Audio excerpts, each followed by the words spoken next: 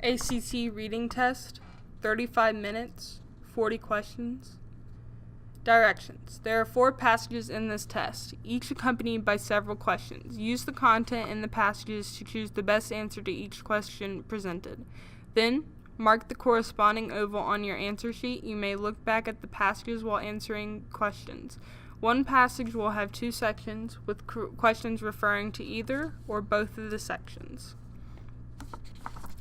Passage 1. Literary narrative. This passage is adapted from The Prince and the Pauper by Mark Twain. In the ancient city of London, one day in the fall, a boy was born to a poor family by the name of Canty, who did not want him. On the same day, another English child was born to a rich family by the name of Tudor, who did want him. All of England wanted him too. The people of England had so longed for him and hoped for him that now that he was really born, the people were almost crazy with joy. People who barely knew each other hugged and kissed each other and cried. Everyone took a holiday. High and low, rich and poor, feasted and danced and sang, and they kept this up for days and nights on end. By day, London was a sight to see, with banners waving from every balcony and housetop and parades marching along. By night, it was again a sight to see, with its huge bonfires at every corner and crowds of people celebrating around them.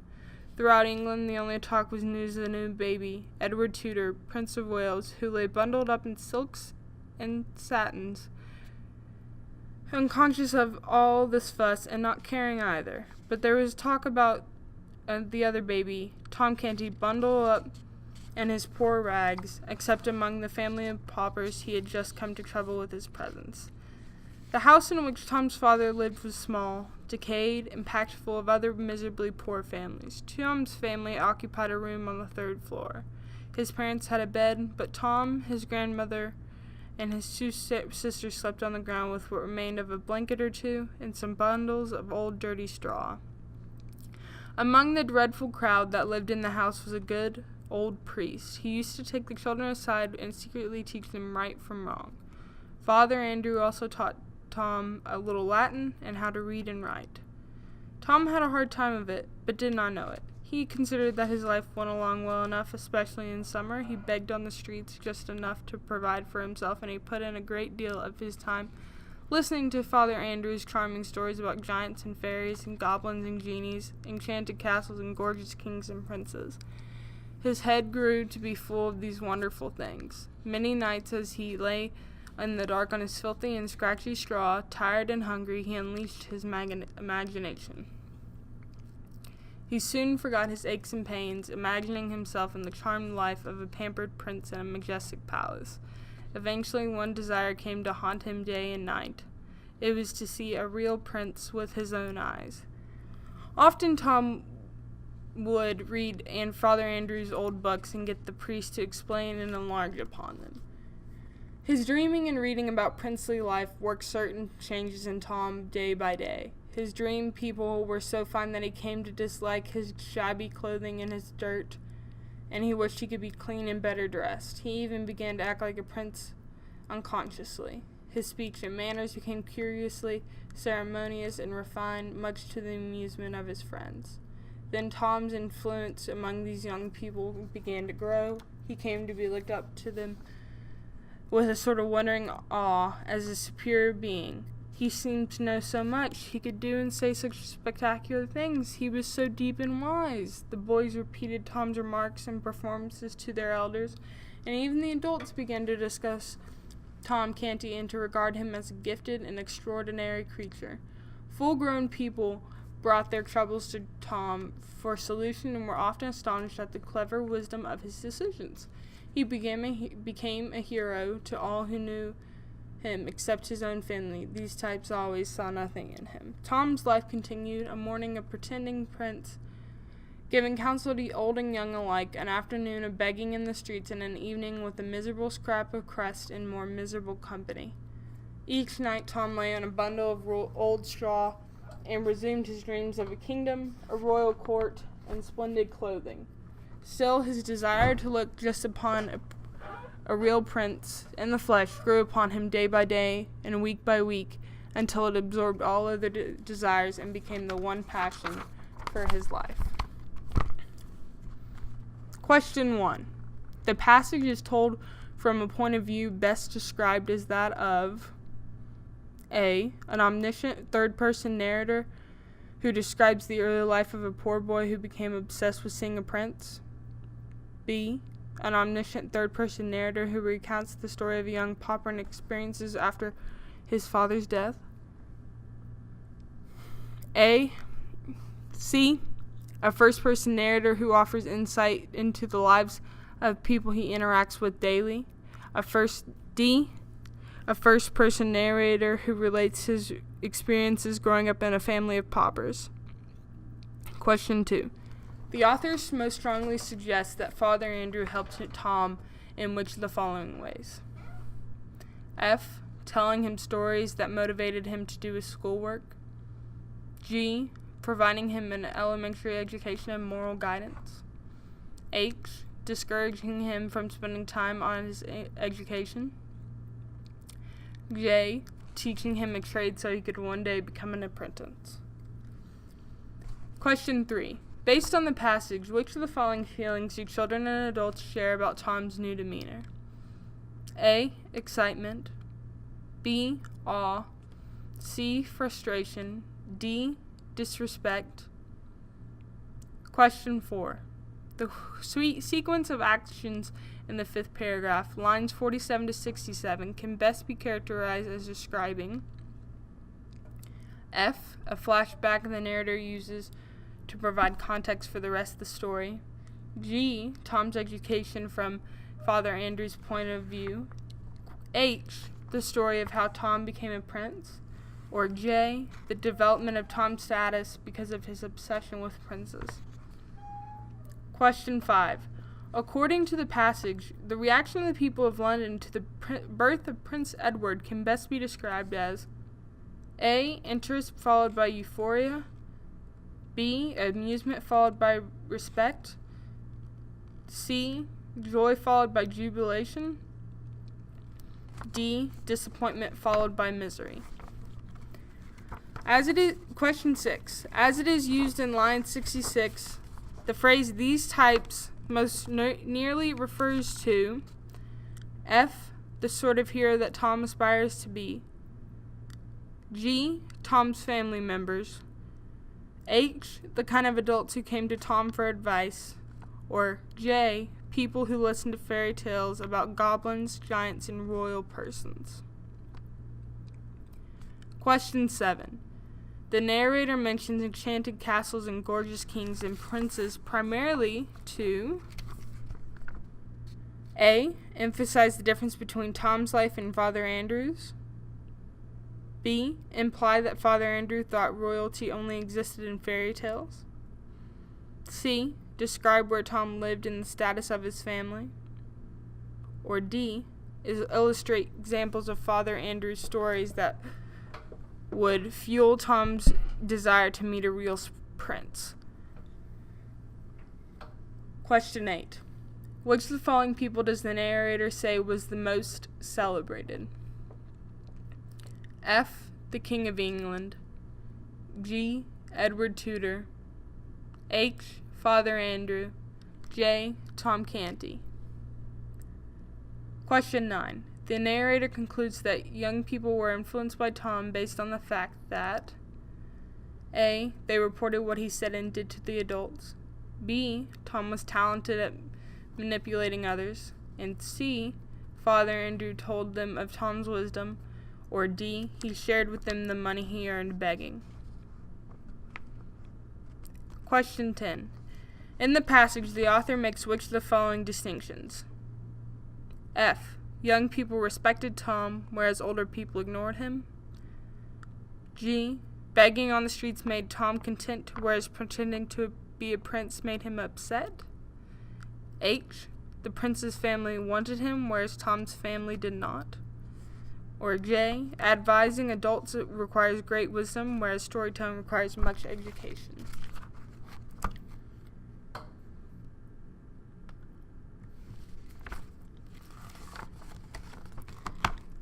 Passage 2. Social science. Passage A is adapted from the book The New Technological Frontier by Natalie Chicka. Passage B is adapted from the article A Predictable Demise by Damien Duden. Passage A by Natalie Chicka. The MP3 file format for music had only been around for 2 years before it was cracked, laying waste to the promise of profits for its inventor and the music industry as a whole. Established musicians were protesting the death of music en masse. In the late 1990s, record executives were seeing red.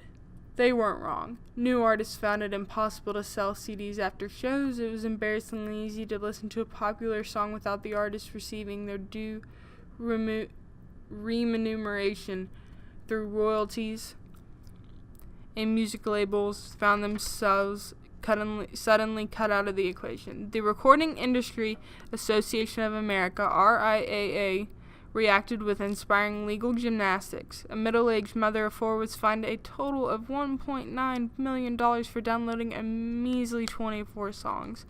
Another lawsuit sought to bring 83-year-old Gertrude Walton to justice until it was thankfully dismissed after her ruling revealed that not only did she not own or understand how to use a computer, she had passed away long before the alleged crime had even been committed.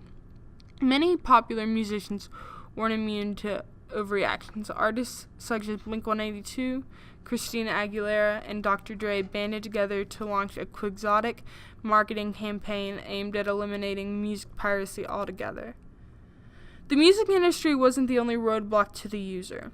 The software required to download an MP3 file was bloated with malware, sometimes the kind that stole your identity, and a single download often took all afternoon.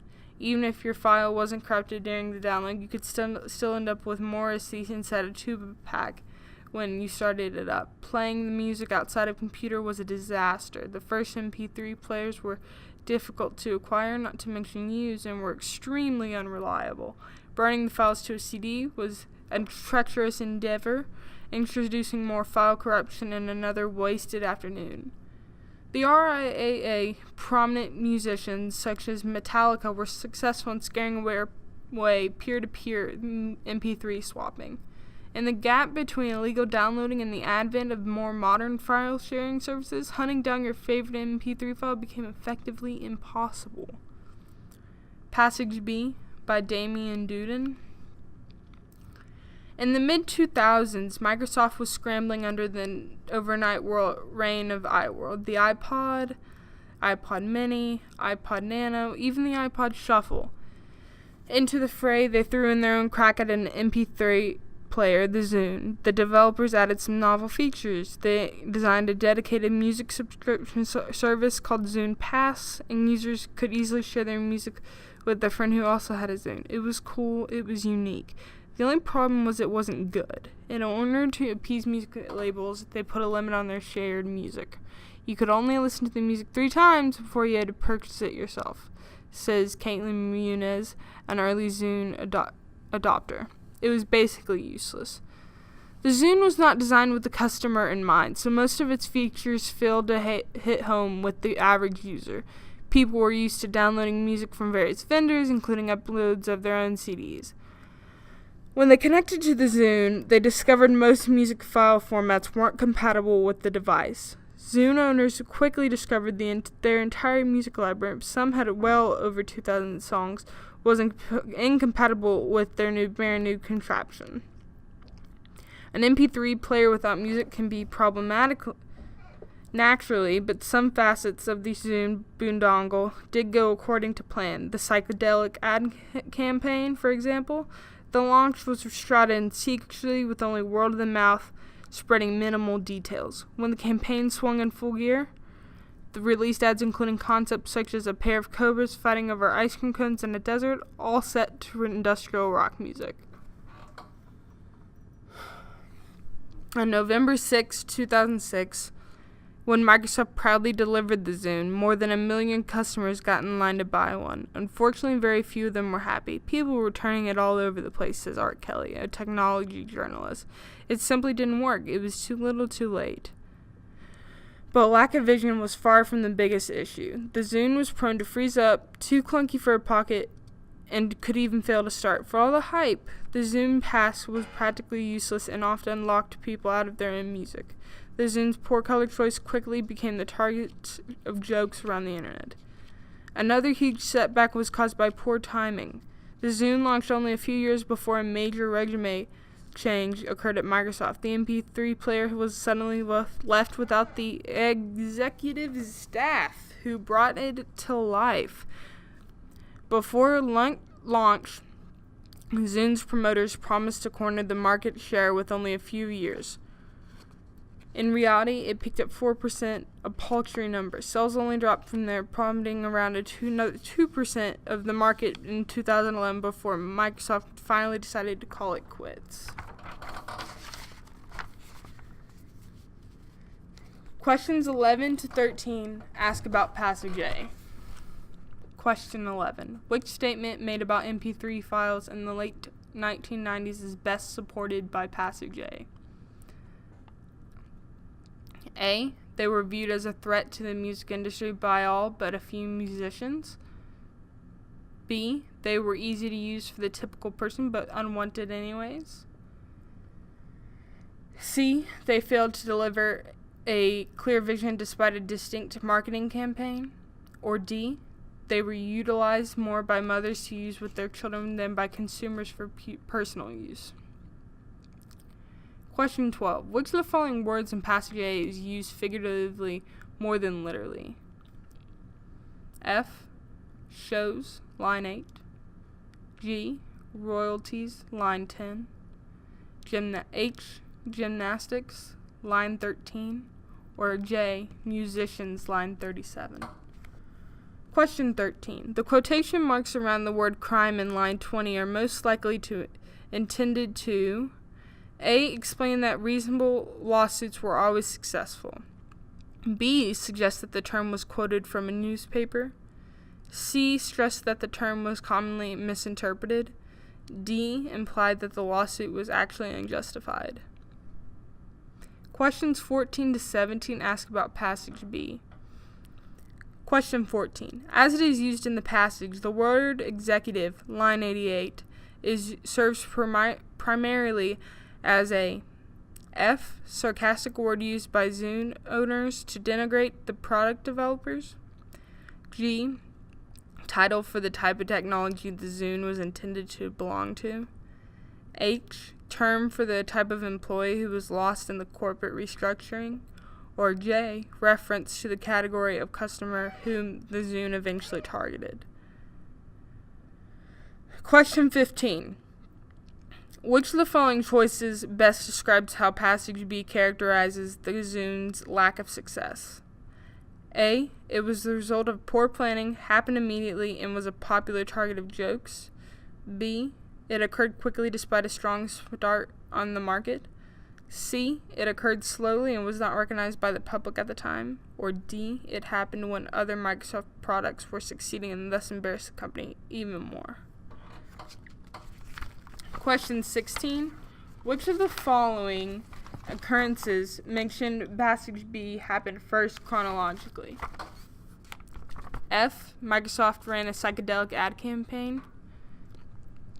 G. The Zune was made available to customers. H. The Zune earned 4% of the market. Or J. The Zune earned 2% of the market. Question 17. The statements in line 43 to 46 is characteristic of Passage B in the manner it A. Portrays the need that Microsoft executives felt to produce a clear product vision. B. Integrates the perspective of the average customer for MP3 players with that of an industry expert. Or C. Compares information about the Zune with information about other MP3 players. Or D. Implies the Zune was a reaction to other players and not to customer needs. Questions 18 to 20 ask about both passages. Question 18. One similarity between the two passages is that F. establishes that MP3 players had little effect on the music industry and its customers. G, includes information about the legal system and its effect on MP3 player design. H, indicates that the writer is an expert who can give authority to the passage content. Or J, reviews a topic sometime after its resolution. Question 19. Passage A contains which of the following elements about MP3 players that is not included in Passage B? A, ease of use. B, relevant legal issues. C, the economy. D, direct quotes from those who use MP3 players. Question 20. If marketing experts have been tasked to craft a campaign for the MP3 files mentioned in Passage A using the strategy mentioned in Passage B, the experts would most likely have created an advertisement that showcased F, a young music enthusiast quickly and effectively downloading an entire CD. G, a diverse family dancing as they listen to music playing from their home computer. H, a surreal depiction of two animals dancing around a chocolate fountain while music plays in the background. Or J, the careful engineering done to ensure that the music sharing process was enjoyable and easy to do.